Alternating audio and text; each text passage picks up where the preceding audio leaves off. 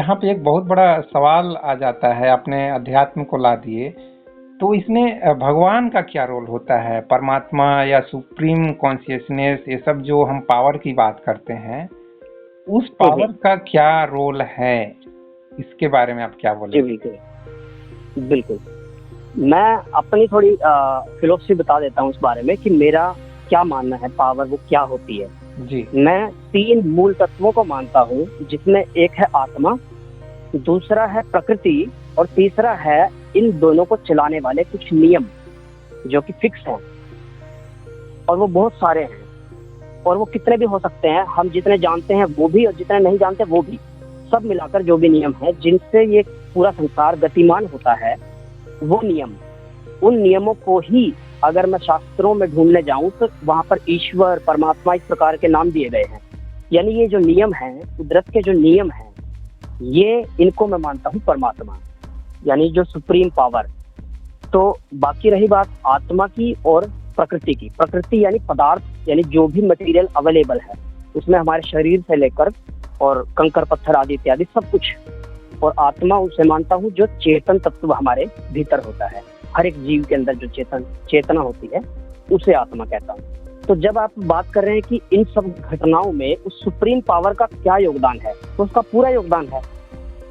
कोई भी काम किसी नियम के अंतर्गत ही होता है, और नियम से बंधा हुआ हर एक कर्म, हर एक क्रिया नियम से बंधी हुई है, यानी परमात्मा से बंधी हुई है, जुड़ी हुई है।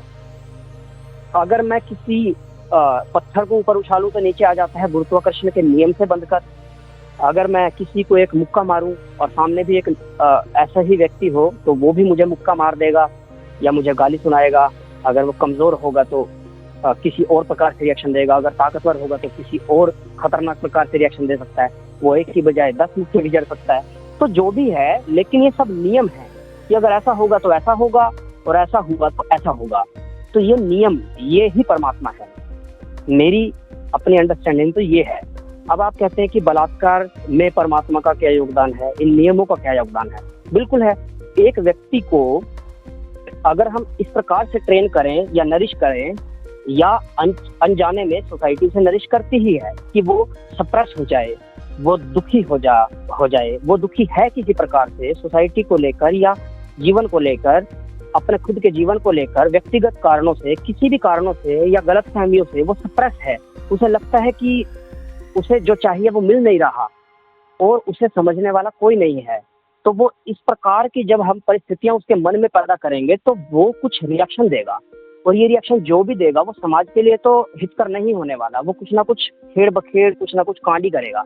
और ये कांड करेगा, इसका मतलब ये नियम है। अगर ऐसा उसकी मन की स्थिति होगी तो वो ऐसा करेगा। ये नियम है, यानी कि ये परमात्मा है। तो ऐसा करेगा तो ऐसा होगा, सीधी सी बात है। मैं इसे ऐसे देखता हूँ।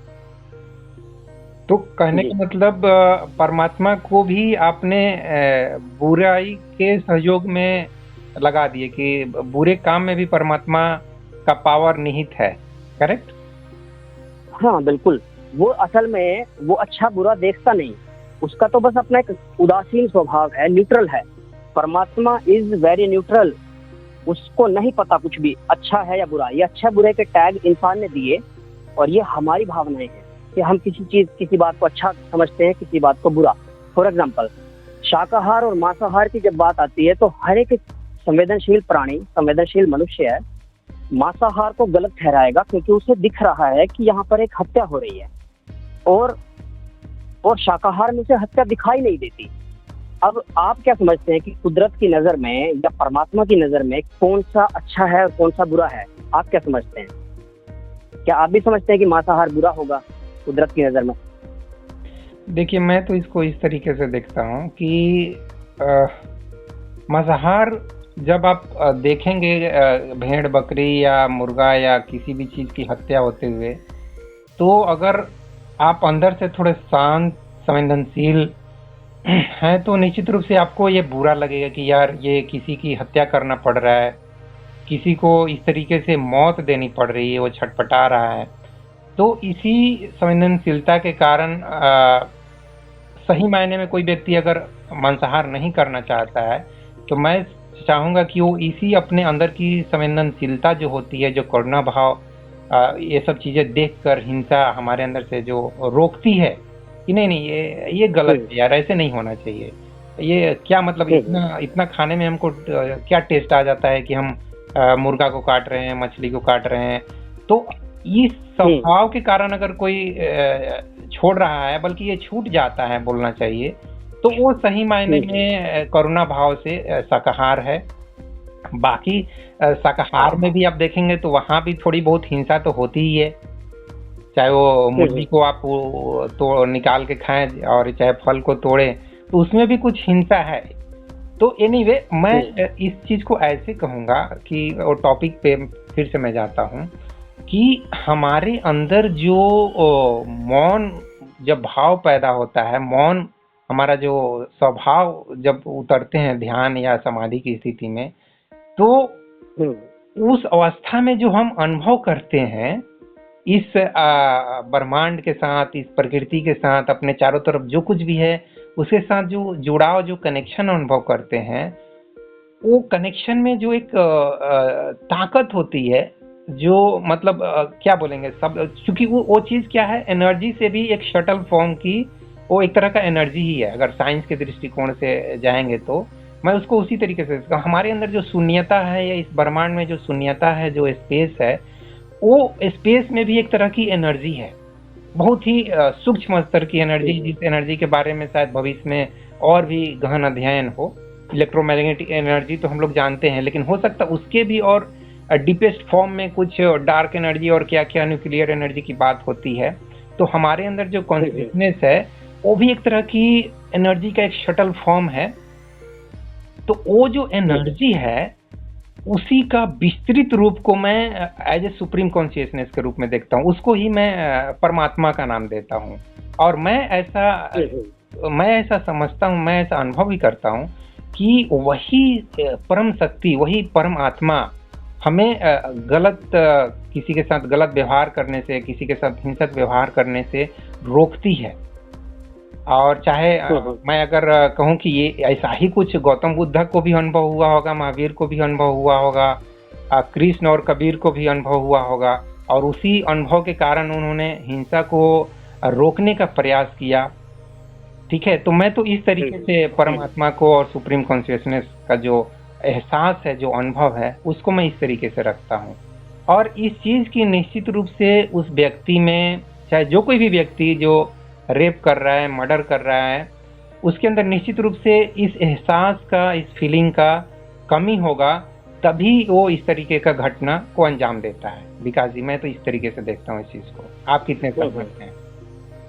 जी जी जी, ठीक है आपकी बात, लेकिन मैं इसे थोड़ा सा दूसरे शब्दों में और थोड़ा दूसरे रूप में डिस्क्राइब करना चाहता हूँ। जी जी। कि जैसा आपने बताया, तो मेरा क्या मानना है इन चीजों के पीछे, जो आपने करुणा का और प्रेम का और दया का जो भाव की जो बात की, कि जिसमें हिंसा को हम रोकने की कोशिश करते हैं या हमें अच्छा नहीं लगता और हम हिंसा से अपने आप को दूर कर लेते हैं। जी, तो ये बातें किस तरह से वो एक्चुअल में घटित होती हैं हमारे साथ, उसको मैं थोड़ा सा बताना चाहता हूँ। कि ये हमारा मन है, और हमारा मन जो कि उसका स्वभाव है, ये 5 लगभग 6 प्रकार के विकार इसके अंदर रहते हैं, जो कि एक नेचुरल इसकी कंडीशनिंग है, नेचुरल एक प्रोग्रामिंग है जो हम लेकर पैदा होते हैं, जिसे कहते हैं ना, कि शास्त्रों में भी कहते हैं कि काम, क्रोध, लोभ, मोह, मद, मत्सर। तो ये षड रिपु कहे गए, जो ये चीजें, काम यानी कामना, हमारी इच्छाएं, जो एक पूरी होते ही दूसरी खड़ी हो जाती है तुरंत। तो काम, क्रोध, ये क्रोध होता है, हमारी बुद्धि का विनाश कर देता है, बुद्धि को हर लेता है। जब क्रोध हमें आता है, तो जितना ज्यादा क्रोध होगा उतनी ही कम हमारी बुद्धि एक्टिव रहेगी। क्रोध हमारी बुद्धि को बिल्कुल जीरो कर देता है, शून्य कर देता है, अगर पूरी तरह से क्रोध आए तो काम, क्रोध, फिर ये लोभ, फिर ये मोह, फिर ये मोह का भ्रम जैसी स्थिति, आसक्ति, और उस प्रकार से। तो ये चीजें लगभग हर किसी ने सुनी ही होंगी, सबको पता ही है। जब व्यक्ति ध्यान और समाधि का अनुभव करता है, जब ध्यान में जाता है, ध्यान में करता क्या असल में? ध्यान में खुद आध्यात्म का मतलब क्या है? अधि जमा आत्म। अधि माने होता है में, यानी अधिकरण होता है ना जो कारक, और आत्म माने खुद, यानी खुद में, खुद पर जब ध्यान हो जाए, खुद में जब विश्लेषण शुरू हो जाए, खुद के अंदर जब डुबकी लगाए, तो वो होता है अध्यात्म। तो ध्यान में व्यक्ति करता क्या है, वो खुद को जांचना शुरू कर देता है, खुद को देखने लगता है, खुद के बारे में स्टडी करने लगता है कि मैं क्या हूँ, कैसा हूँ, कैसे कैसे मुझे विचार आते हैं, मुझे ये विचार आया तो क्यों आया, मुझे अब ये विचार आ रहा है तो क्यों आ रहा है, मुझे विचार ही क्यों आ रहा है। ये सब चीजें, मतलब जितने भी खुद के बारे में प्रश्न हो सकते हैं, उनकी खोज में जब वो जाता है तो वो होता है ध्यान। ध्यान माने खुद का ध्यान करना, खुद के बारे में अध्यात्म जाना, यानी अधिआत्म जाना, आत्म में जाना, खुद में जाना। जी जी। तो उसके बाद जब ये पूर्ण हो जाता है, जब ध्यान पूर्ण हो जाता है, तब घटना घटित होती है समाधि की। समाधि क्या होता है, जब व्यक्ति खुद को जान लेता है, खुद को जानना यानी आत्मज्ञान को जब उपलब्ध होता है, जब खुद का ज्ञान उसे हो जाता है कि मैं क्या हूँ, कैसा हूँ, मेरे मन किस प्रकार काम कर रहा है, बुद्धि क्या काम कर रही है, चित्त कैसे, अहंकार कैसे काम करता है, असल में ये पूरा सिस्टम हो ही क्यों रहा है, मैं जागता हूँ तो कैसे, सो रहा हूँ तो क्या, सपने में क्या होता है, फिर एक चौथी अवस्था, तुरीय अवस्था होती है।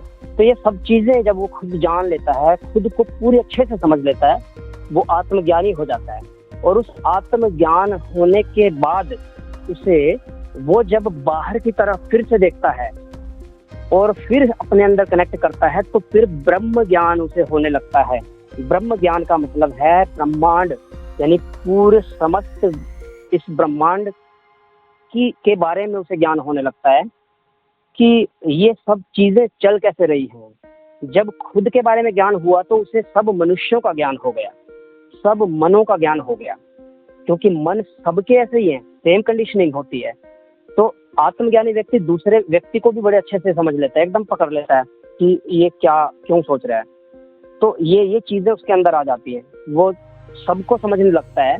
सबको समझने के बाद उसे समाधि घटित होती है। समाधि क्या होता है, जो मैंने बताया कि कुदरत के कुछ नियम हैं, जब उन नियमों के साथ वो सिंक्रोनाइज हो जाए, जब उनके अलाइनमेंट में वो एक हो जाए, या कहें घड़ा फूट के सागर में मिल गया, बिल्कुल घड़े के अंदर का पानी और सागर का पानी एक हो गया, जब वो खुद को निमित्त कर देता है, अपने आप को सौंप देता है, उसका अपना कर्ता भाव नहीं रहता कि मैं कुछ हूँ, उसका अहंकार शून्य हो जाता है, मन अमन की अवस्था में चला जाता है, यानी मन नहीं रहता, नो माइंड स्टेट हो जाती है, तब उस घटना को कहते हैं समाधि। वो एकाकार हो जाता है, वो असल में तब रहता ही नहीं, यानी कि वो एक पर्सनल आइडेंटिटी ना होकर इस अस्तित्व की एक आइडेंटिटी हो जाती है, और एक जीवंत आइडेंटिटी कह सकते हैं, यानी इस अस्तित्व का एक दरवाजा हो सकता है, कह सकते हैं उसे। अब वो जो बोलेगा, समझो वो अस्तित्व की वाणी बोलेगा। कहते हैं ना, जब गीता में भी कहा कि हे अर्जुन, तुम मुझे अपने आप को समर्पित कर, फिर जो कुछ करूंगा मैं करूंगा, तू नहीं करेगा कुछ भी, तेरे थ्रू मैं सब कुछ करूंगा, और उसका पाप पुण्य तुझे कुछ नहीं लगेगा, क्योंकि मैं कर रहा हूँ, यानी सुप्रीम पावर कर रही है, यानी परमात्मा कर रहा है। तो ये होती है समाधि की अवस्था, जब व्यक्ति नहीं रहता, जब उसका कर्ता नहीं रहता, अहंकार नहीं रहता, मन नहीं रहता, तब वो जब सौंप देता है इस अस्तित्व को, खुद को अस्तित्व को सौंप देता है, तो जो घटित होता है उसके साथ वो समाधि के अनुभव होते हैं।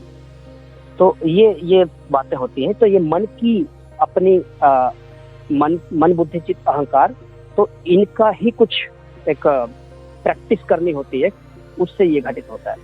जी हाँ, परमात्मा वाली बात आपने इसमें नहीं एक्सप्लेन की है। सुप्रीम पावर की बात आपने ये लोभ मोह के थ्रू ये बताना चाहे कि ये व्यक्ति इस तरीके से इन स्वभावों के साथ पैदा ही होता है। यहाँ पे मैं ये ऐड करूँगा कि जब व्यक्ति ध्यान और समाधि की अवस्था में बैठता है, तो उसके अंदर से ये लोभ मोह क्रोध जो चीज़ भी आप विकार कर रहे हैं मानसिक, वो सब लगभग न्यूट्रल हो जाते हैं। इस चीज़ से आप सहमत होंगे, वो सब न्यूट्रल होते चले जाते हैं। उसका आवेग, उसका रिएक्शन वो कम होने लगता है, क्योंकि उसके अंदर एक नेचुरल जो समझ पैदा होती है कि ये सब चीज़ें का करने का कोई यूज नहीं है, ये सब चीजें नहीं करना है, मतलब नेचुरली छूट जाती है सब चीजें। तो जो सुप्रीम पावर की बात, परमात्मा की बात, उस चीज पे आप थोड़ा सा क्लियर कीजिए, क्योंकि मैं अपनी समझ रख दिया कि जब हम समाधि की अवस्था में जिस शक्ति को अपने अंदर, जिस इवन शक्ति भी नहीं बोलना चाहिए, जिस शून्यता को, जिस शांति को, जिस अवेयरनेस को अनुभव करते हैं, उसी के विस्तृत रूप को, मतलब वो विस्तृत रूप पूरे ब्रह्मांड के रूप में रख लेते हैं।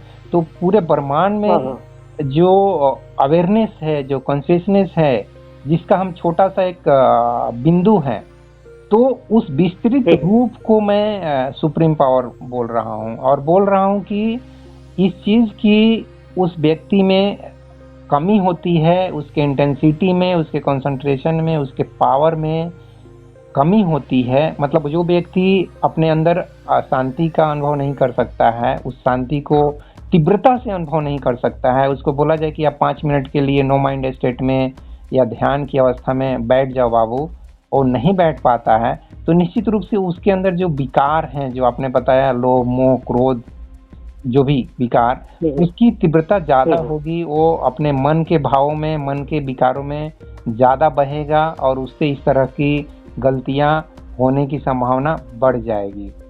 इस तरीके से मैं बिल्कुल, हाँ, बात वही हो गई ना। मतलब आप इस व्यक्ति को पकड़कर और ब्रह्मांड को डिस्क्राइब कर रहे हैं कि व्यक्ति एक छोटा सा बिंदु और उसका विस्तृत रूप इस ब्रह्मांड यानी सुप्रीम पावर, और मैं उस सुप्रीम पावर के दृष्टिकोण से उस व्यक्ति को डिस्क्राइब कर रहा हूँ कि उस सुप्रीम पावर का दरवाजा, का मुख, उसका एक मुख, उसकी जुबान, वो व्यक्ति, यानी उसके थ्रू जो बोलेगा, अब अस्तित्व बोलेगा, ये सुप्रीम पावर बोलेगी।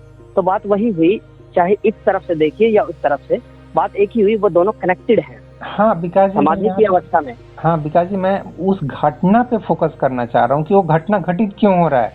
चाहे वहाँ पे कोई प्रिंसिपल या कोई प्रोफेसर इस तरीके का काम कैसे कर रहा है, माने वो खुद ड्रग ले रहा है, बच्चों को ड्रग दे रहा है, खुद पोर्नोग्राफी में इन्वॉल्व है, खुद वेश्यावृत्ति कर रहा है, इस तरीके का फेवर कर रहा है, इसलिए कर रहा है क्योंकि उसके अंदर जो ये ध्यान और समाधि जिसकी हम बात कर रहे हैं, जिसकी बात आप भी कर रहे हैं, उसके अंदर उस चीज की अनुभव नहीं है, उस चीज की कमी है।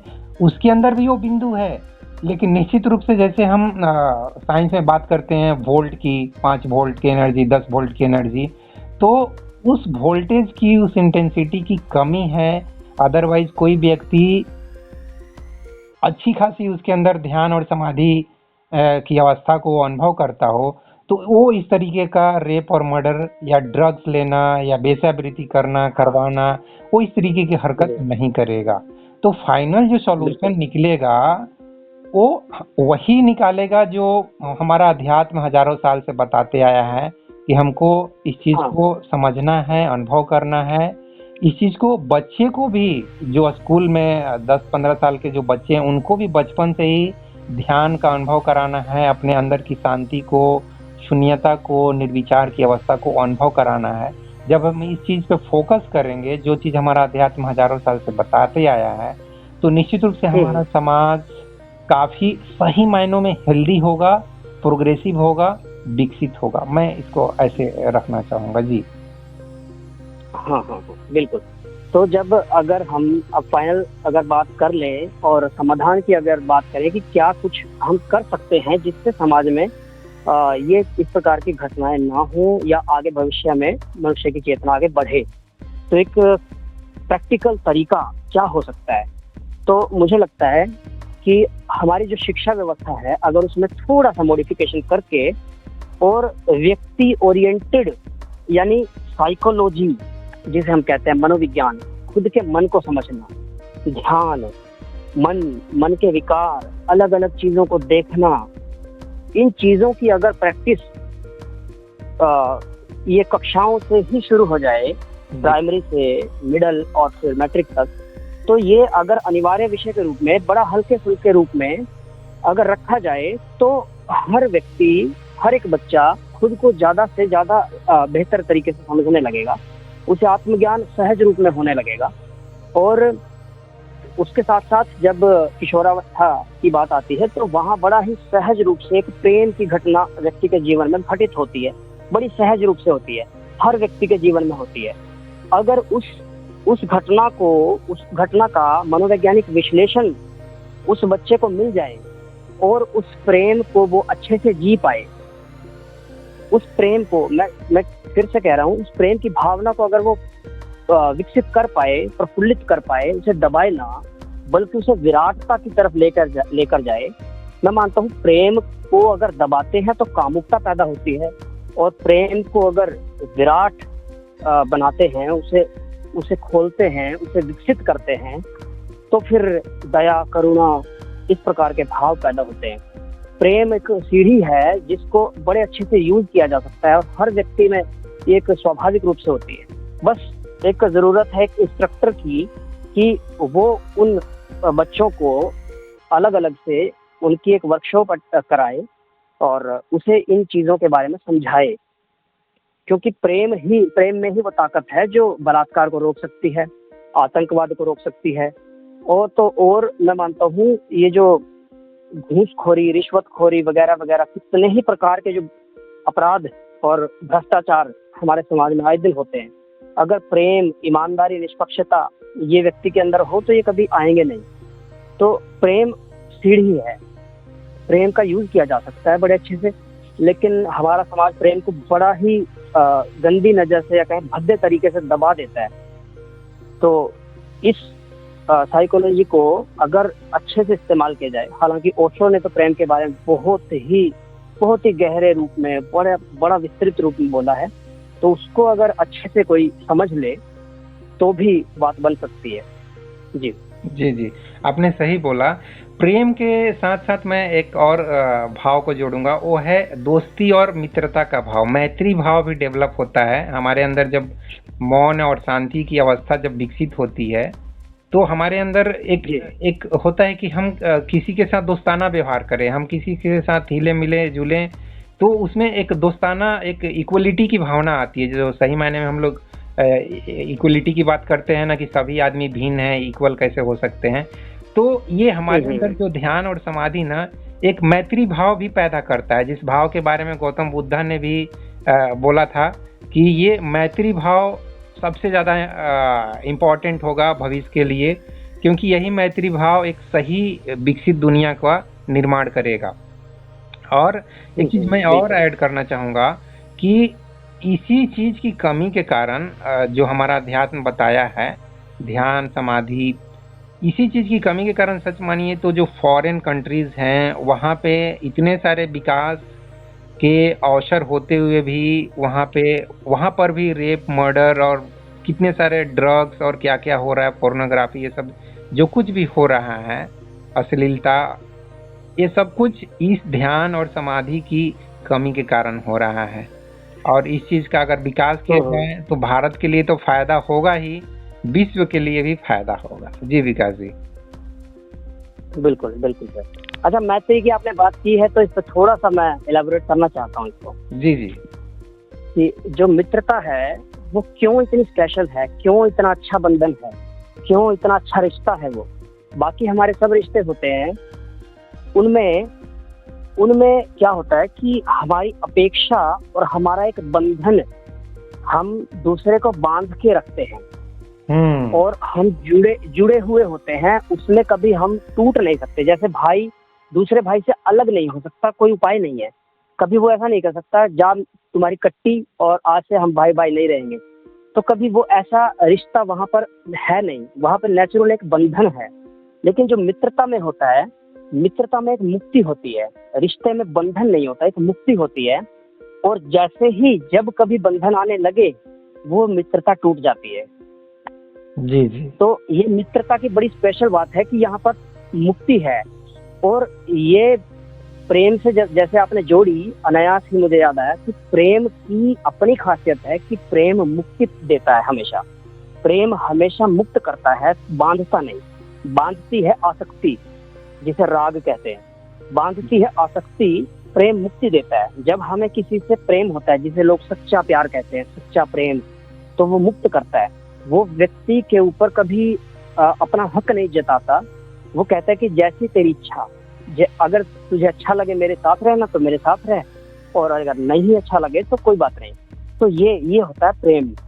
और ये प्रेम के साथ ही मित्रता आ सकती है, बिना प्रेम के कभी मित्रता हो ही नहीं सकती। जी जी जी बिल्कुल सहमत हूँ, बिल्कुल सहमत हूँ। ठीक है विकास जी, हमने काफी लंबी चर्चा की और मुझे उम्मीद है कि हम दोनों की चर्चा से जो हमारे दोस्त सुनते हैं हमारे चैनल पे, उनका कुछ बुद्धि विवेक में विकास होगा। हम तो यही, वैसे आप विकास हैं भी, तो उनके बुद्धि विवेक में, उनके अनुभव में कुछ विकास होगा, यही तो मेरा प्रयास भी रहता है। बाकी और कुछ आप अपने कुछ 2 शब्द और बोलकर इस चर्चा को समाप्त कर दीजिए। हाँ, बोल तो बहुत चुके हैं, लेकिन हाँ, जैसे आपने कहा कि बुद्धि का विकास होगा, और विकास होने से ज्ञान आएगा, और ज्ञान आने से उनमें अभयता आएगी, जो कि आप हैं। अच्छा। तो जो भय होता है जी बिल्कुल। तो इस हास्य के साथ, इस ह्यूमर के साथ इस चर्चा को विराम देते हैं। फिर कभी अगर मौका मिलेगा तो फिर कभी चर्चा करेंगे।